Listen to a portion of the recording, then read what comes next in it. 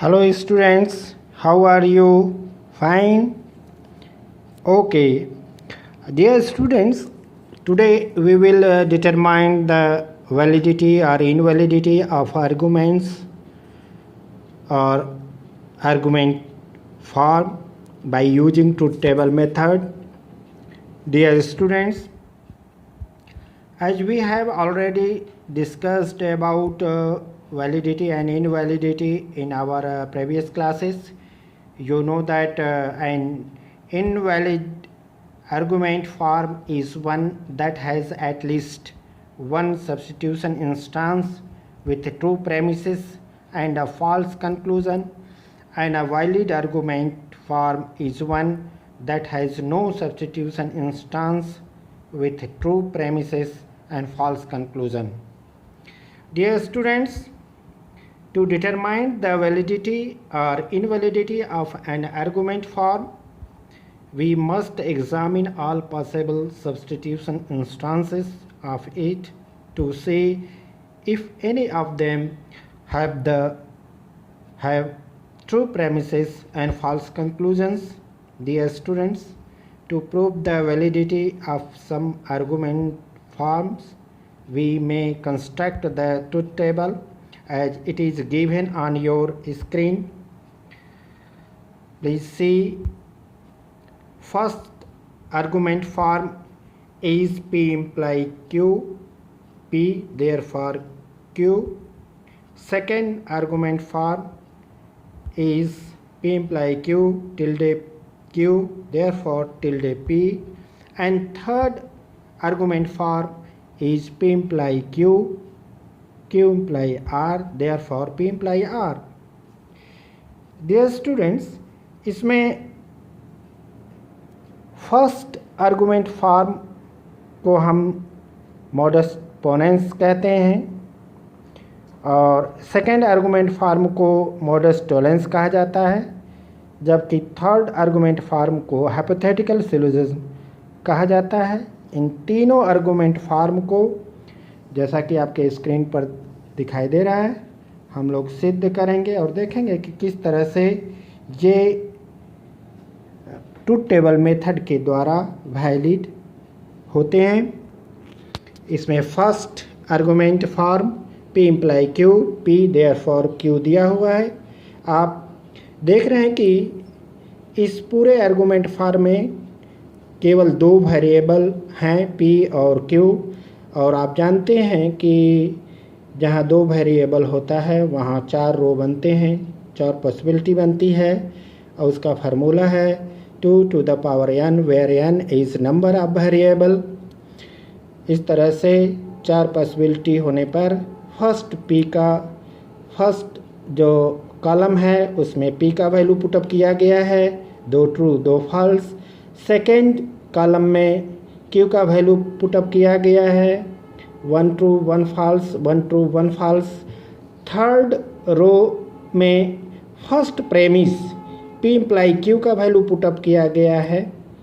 P और Q के value के आधार पर आप जानते हैं कि Q केवल एक ही स्थिति में फॉल्स होता है, जब इसका एंटीसीडेंट यानी P ट्रू हो और कंसिक्वेंट Q फॉल्स हो, और ये स्थिति सेकेंड रो में आपको दिखाई दे रही है। वहाँ P इम्प्लाई Q के नीचे फॉल्स है, बाकी सब ट्रू है।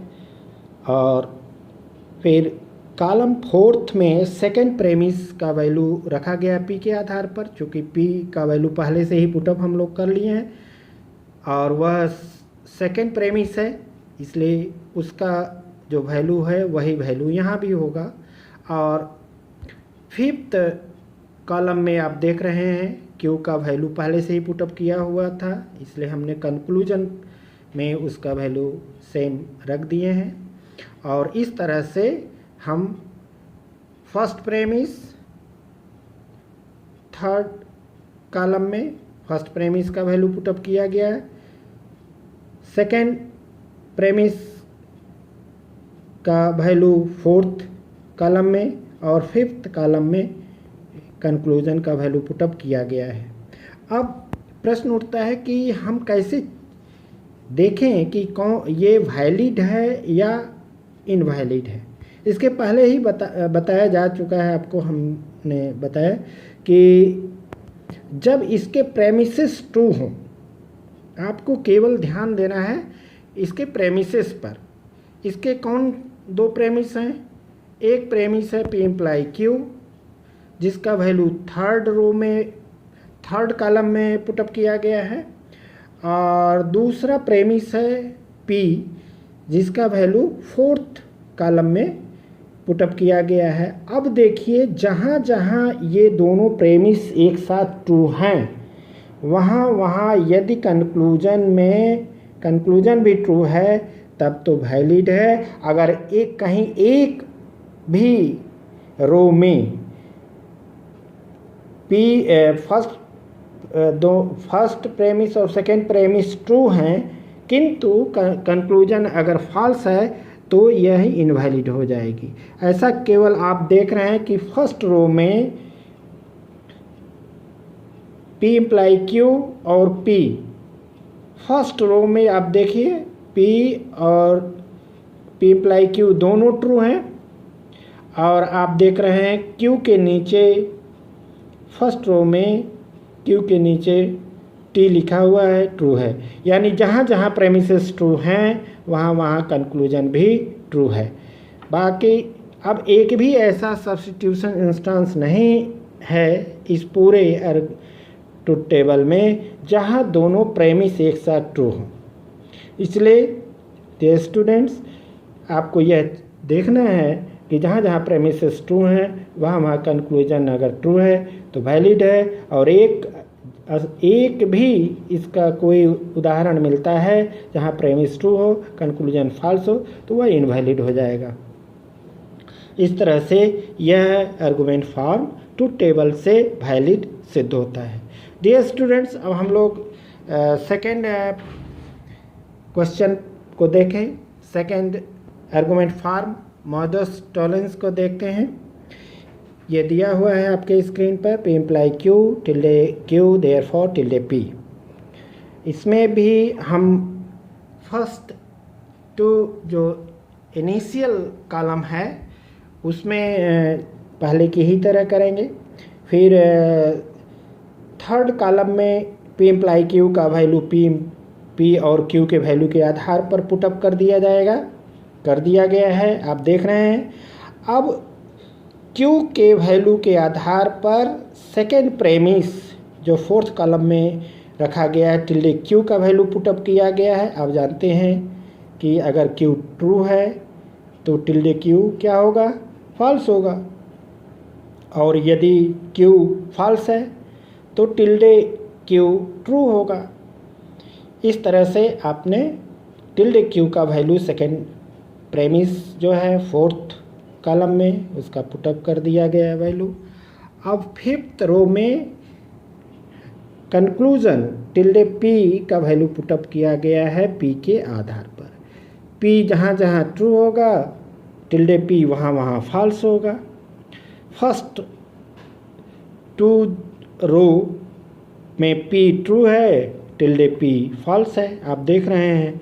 और सेकेंड दो जो रो है उसमें P फॉल्स है, टिल्डे P ट्रू है। इस तरह से आपने देखा कि दोनों premises, first premise P imply Q और सेकेंड प्रेमिस टिल्डे Q, इसमें केवल एक ही रो ऐसा है जहां दोनों ट्रू हैं और कंक्लूजन भी ट्रू है। यह है फोर्थ रो। लास्ट रो आप देखिए, P इम्प्लाई Q के नीचे T है और टिल्डे Q के नीचे भी T है। दोनों प्रेमिसेस हमारे ट्रू हैं। अब ये देखना है कि कंक्लूजन ट्रू है तब तो वैलिड होगा, और नहीं तो इनवैलिड हो जाएगा। आप देख रहे हैं कि ये दोनों प्रेमिसेस ट्रू हैं और कंक्लूजन भी ट्रू है, इसलिए यह सिद्ध होता है कि दिया हुआ statement form, argument form valid है ट्रुथ टेबल के द्वारा। अब हम लोग हाइपोथेटिकल सिलोजिज्म की को देखते हैं कि ये आर्गुमेंट फॉर्म किस तरह से वैलिड होता है। डियर स्टूडेंट्स, हाइपोथेटिकल सिलोजिज्म आपके स्क्रीन पर दिया हुआ है। इसका form P imply Q, Q imply R, therefore P imply R। इसमें कुल 3 वेरिएबल्स हैं, P, Q, R। अब P, Q, R 3 वेरिएबल होने पर आप जानते हैं 2 to the power n, where n is number of variable. Number of variable 3 है, तो कुल कितने रो हो जाएंगे, कितनी पॉसिबिलिटी होगी, 8। इस तरह से फर्स्ट कॉलम में P का वैल्यू 4 ट्रू 4 फॉल्स दिया गया है। सेकेंड कॉलम में Q का value 2 true 2 false 2 true 2 false. फिर थर्ड कॉलम में R का वैल्यू पुटअप किया गया है 1 ट्रू 1 फॉल्स 1 ट्रू 1 फॉल्स। अब फोर्थ कॉलम में first premise P imply Q का वैल्यू पुटअप किया गया P और Q के आधार पर। सेकेंड प्रेमिस फिफ्थ कॉलम में सेकेंड प्रेमिस का वैल्यू Q इम्प्लाई R का वैल्यू दिया गया है Q और R के वैल्यू के आधार पर। और सिक्स्थ कॉलम में P इम्प्लाई R कंक्लूजन का वैल्यू पुटअप किया गया है P और R के वैल्यू के आधार पर। इम्प्लाई का वैल्यू कैसे निकाला जाता है इसकी चर्चा हम लोग कर चुके हैं। अब यहाँ देखिए कि जहाँ जहाँ प्रेमिसेस ट्रू हैं वहाँ वहाँ कंक्लूजन ट्रू है तब तो वैलिड होगा, अगर ट्रू नहीं है तो इनवैलिड हो जाएगा। इसमें आप देख रहे हैं कि फर्स्ट रो में P इम्प्लाई Q ट्रू है, सेकेंड जो फर्स्ट प्रेमिस है। फोर्थ कॉलम में P imply Q first premise दिया गया है। फिफ्थ कॉलम में second premise Q imply R दिया गया है और सिक्स्थ कॉलम में P इम्प्लाई R कंक्लूजन दिया हुआ है। तो फर्स्ट प्रेमिस में फर्स्ट रो दोनों प्रेमिसेस ट्रू हैं और कंक्लूजन भी ट्रू है। अब दूसरे स्थान पर देखिए, ये फिफ्थ रो में फर्स्ट प्रेमिस और सेकेंड प्रेमिस दोनों ट्रू हैं और आप देख रहे हैं कंक्लूजन भी ट्रू है, इसलिए वैलिड। और फिर इसके बाद सेवेंथ रो में दोनों प्रेमिसेस ट्रू हैं, कंक्लूजन भी ट्रू है, इसलिए वैलिड। फिर आठवें रो में दोनों प्रेमिसेस ट्रू हैं और कंक्लूजन भी ट्रू है। इस तरह से यह ट्रूथ टेबल मेथड के द्वारा यह सिद्ध होता है कि जो आर्गुमेंट फॉर्म दिए गए हैं ये पूरी तरह से वैलिड हैं, इनकी वैधता सिद्ध ट्रूथ टेबल से की जा सकती है। डियर स्टूडेंट्स, इसके अलावा आपको एक एक्सरसाइज दी जा रही है। इस एक्सरसाइज के जो प्रॉब्लम्स हैं इसको आप अपने एक्सरसाइज नोटबुक में कर लेंगे और कहीं यदि प्रॉब्लम आती है तो उसको आप पूछ सकते हैं। कल इसी एक्सरसाइज के कुछ महत्वपूर्ण सवालों को फिर से ट्रूथ टेबल मेथड के द्वारा हम लोग सिद्ध करेंगे। तब तक आप घर पर रहें, स्वस्थ और सुरक्षित रहें। Thank you very much.